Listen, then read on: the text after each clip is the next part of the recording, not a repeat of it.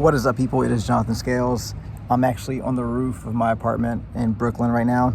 I decided to start a new series because I have a lot of things that I want to talk about random things, and I just want to get them out somewhere. So I decided to use this platform. I'm not going to call it a podcast. I don't really think it's a podcast, but I'm going to just be talking about a lot of thoughts about music, art, creating, composition, just the music industry, different things like that. I got inspired today to talk about burnout and working hard and all the stuff that it takes to run your own music business, right? There was a time where you could just be a musician and hopefully another entity would kind of take you on and work with your promotion and things like that. But now it's like you really have to do everything. It's like, other than being the musician, a lot of times you have to be your own booking agent, your own manager, your own graphic designer, your own video editor, your own everything. And I've definitely been one of those people in the past to promote just learning everything that you can learn possible to push yourself forward. And I still stand by that. But one thing that's kind of shifting in me is realizing that, like, it's very, very difficult trying to make a full-time career in art in any way.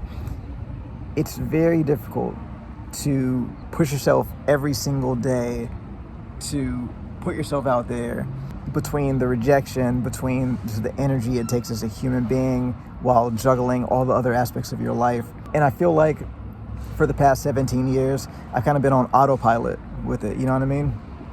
I've just been thinking, oh yeah, I want to be successful at this thing, so I have to work as hard as I possibly can all the time.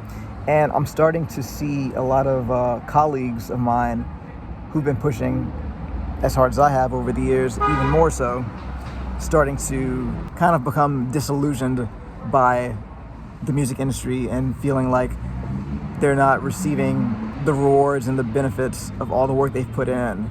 And yeah, that's a really heavy thing to think about. It's such an abstract line of work that we do as artists, like literally putting our own feelings out there on display to the world as a job. Think about that for a second. I feel something from my life, whether it's joy, whether it's pain, whatever it is.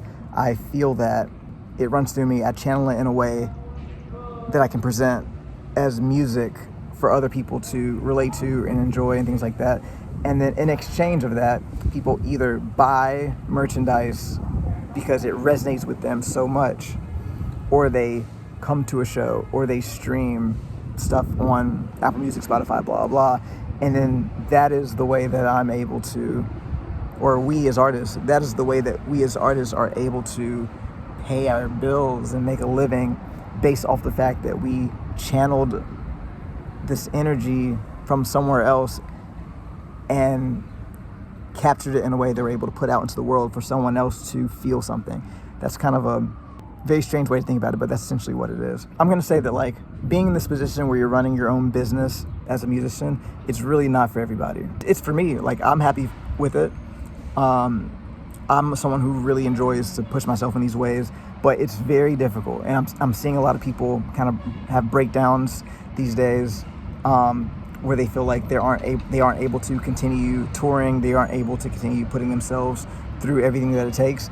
And I really understand that, because yeah, it's extremely difficult to muster up everything you have within you every day to push yourself, to create the work for yourself. Because it's not like going into a job where your boss tells you, here's what you have to do for the day. It's literally creating an entire organization out of thin air. Like even right now, I'm planning a tour in Europe for December, and I'm creating it just based off of the idea that I want to do this. So having to put the pieces of the puzzle together here and there, knowing that we don't even have plane tickets yet, who knows what the future holds, and then this is how I'm making a living for me and my team. It's a very abstract way to make a living. And I guess I just want to make this video just to, like, really just acknowledge that it makes sense that artists and comedians and actors and, painters and people in the creative field burn out because of the sheer amount of effort that it takes to do this shit. It is not for the faint of heart. And I feel very lucky in the sense that I never really thought too much about it. So I've been on autopilot for 17 years. That's how I'm able to do this. I'm able to push myself in these insane amount of hours and work far more than you would on a normal job for far less, technically. And for me, I've just been on autopilot. And I think that I'm lucky in the sense that I actually really, really enjoy what I do. And I enjoy that I get to genuinely put out this work to the world. But it's not for everybody.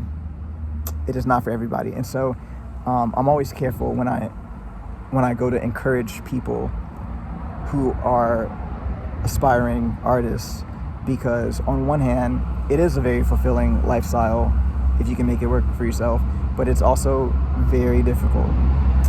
And maybe we'll get more into this later, but this is a series that I'm starting.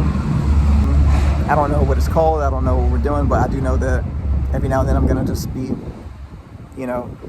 at home or walking around New York City talking about some of these thoughts. So not to be that guy, that YouTube guy, but subscribe, like, comment, share, all of that good stuff. And yeah, thanks for listening.